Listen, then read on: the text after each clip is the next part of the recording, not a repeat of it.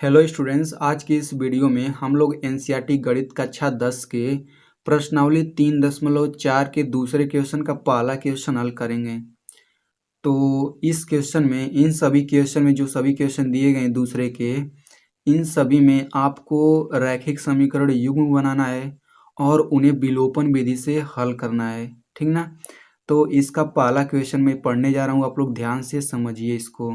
तो इसमें कहा जा रहा है कि यदि हम अंश में एक जोड़ दें तथा हर में से एक घटा दें तो भिन्न एक में बदल जाती है, यानी कि भिन्न एक बट एक के बराबर हो जाती है, ठीक ना।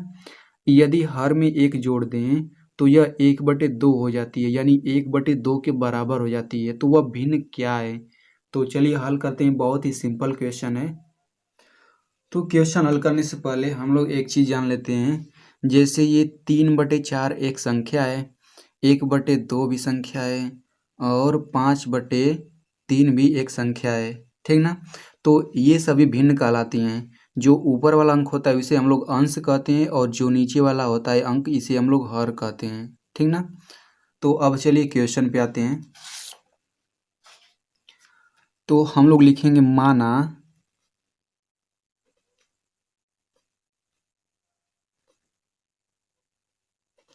भिन्न का अंश x है,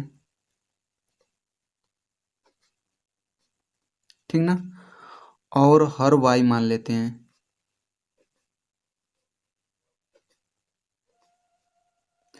तो जब भिन्न का अंश x है और हर y है तो भिन्न क्या होगा? भिन्न x/y होगा। तो हम लोग लिखेंगे इसलिए भिन्न बराबर x/y हो गया, ठीक ना। तो अब इसके बाद हम लोग प्रश्नानुसार समीकरण बनाते हैं। तो लिखेंगे प्रश्नानुसार। तो प्रश्न में कहा जा रहा है कि यदि हम लोग भिन्न के अंश में एक जोड़ दें और हर में एक घटा दें तो वह एक के बराबर हो जाता है, ठीक ना। तो भिन्न का अंश x है तो इसमें एक हमने जोड़ दिया, x+1 बटा हर y है, इसमें से एक घटा देते हैं, y-1, तो ये एक के बराबर हो जाता है, ठीक ना। तो अब हम लोग इसे हल करके समीकरण 1 बना लेते हैं। तो ये हो जाएगा x+1 बराबर, तो y-1 का गुणा 1 में कर देंगे हम लोग। और आपको पता है ये किसी भी संख्या में 1 का गुणा करने पर सेम वही संख्या रहती है, तो ये y-1 वही संख्या रहेगी। अब इसे पक्षांतर कर लेते हैं, x minus Y, plus Y से इधर आएगा तो माइनस वाई। अब देखिए ये -1 यहाँ पे रह जाएगा और यहाँ पे प्लस वाई है तो इधर आएगा तो माइनस, और यहाँ पे +1 है तो इधर आएगा तो -1 हो जाएगा, ठीक ना। तो ये हो जाएगा x माइनस वाई बराबर -2। ये हो गया समीकरण नंबर 1, ठीक ना। अब हम लोग लिखेंगे पुनः प्रश्नानुसार। पुनः प्रश्नानुसार ऐसा हम लोग इसीलिए लिख रहे हैं क्योंकि हमें अब दूसरा समीकरण बनाना है, ठीक ना। तो उसमें फिर से कहा जा रहा है कि यदि हम लोग हर में एक जोड़ दें तो वह भिन्न 1/2 के बराबर हो जाती है, ठीक ना। तो चूंकि अंश के बारे में कुछ नहीं कहा है तो हम लोग अंश को वैसे लिख लेंगे, यक्स बटा हर में एक जोड़ना है तो y+1 हो गया और 1/2 के ये बराबर हो जाता है, ठीक ना। तो अब हम लोग देखिए तिरछा गुणा कर देंगे, 2 का गुणा इसमें करेंगे, 1 का गुणा इसमें करेंगे, तो 2 का गुणा इसमें कर दीजिए तो ये हो गया 2x बराबर, अब y+1 का 1 में गुणा करेंगे तो y+1 ही रहेगा, ठीक। तो ये हो गया 2x और -y बराबर 1। ये हो गया समीकरण नंबर 2। तो आपको पता है कि विलोपन विधि से कैसे हल ज्ञात किया जाता है। हमें देखना पड़ता है कि x वाला पद बराबर है या फिर नहीं। देखिए x है, यहाँ पे 2x है तो ये बराबर है नहीं, और यहाँ पे y है तो यहाँ पे भी y है, यानी कि एक पद बराबर है, ठीक ना। तो अब चिन्ह देखते हैं तो यहाँ पे माइनस चिन्ह है, यहाँ पे भी माइनस चिन्ह है, यानी कि जब दोनों सेम चिन्ह रहता है तो हम लोग घटाते हैं। तो हम लोग लिखेंगे समीकरण 1 में से समीकरण 2 घटाने पर। तो आपको पता ही है कि समीकरण में कैसे घटाते हैं या फिर जोड़ते हैं। तो सबसे पहले बायां पक्ष लिखते हैं।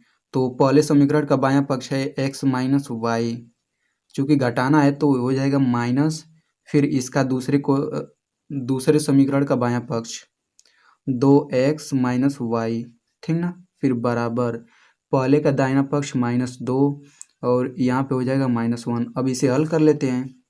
तो x minus Y minus 2x और माइनस का माइनस में गुणा होगा तो प्लस वाई बराबर -3, ठीक ना। तो माइनस वाई यहाँ पे है, यहाँ पे प्लस वाई है, तो ये कट जाएगा। अब देखिए x माइनस 2x, तो इसे होगा -x बराबर -3, तो माइनस माइनस कट गया, तो यहाँ से x बराबर आ गया 3, ठीक ना। तो अब इस x बराबर 3 को समीकरण 1 में रखें या फिर 2 में रखें, y का मान निकल जाएगा, तो हम लोग समीकरण 1 में रखेंगे। तो लिखेंगे x का मान समीकरण 1 में रखने पर, तो x का मान समीकरण 1 में रख दीजिए। तो समीकरण 1 क्या है, समीकरण 1 है x माइनस वाई बराबर -2, तो इसे लिख लेते हैं x माइनस वाई बराबर -2, तो x बराबर यहाँ पे 3 रख दिया, फिर माइनस वाई बराबर -2, फिर माइनस वाई बराबर -2, इधर +3 है तो इधर आएगा तो -3, तो माइनस वाई बराबर हो गया -5। अब माइनस माइनस कट गया तो y बराबर हो गया 5। तो x को हमने भिन्न का अंश माना था, y को हमने हर माना था, तो लिखेंगे इसलिए भिन्न x बटे y बराबर हो जाएगा 3/5। तो ये हो गया इसका आंसर।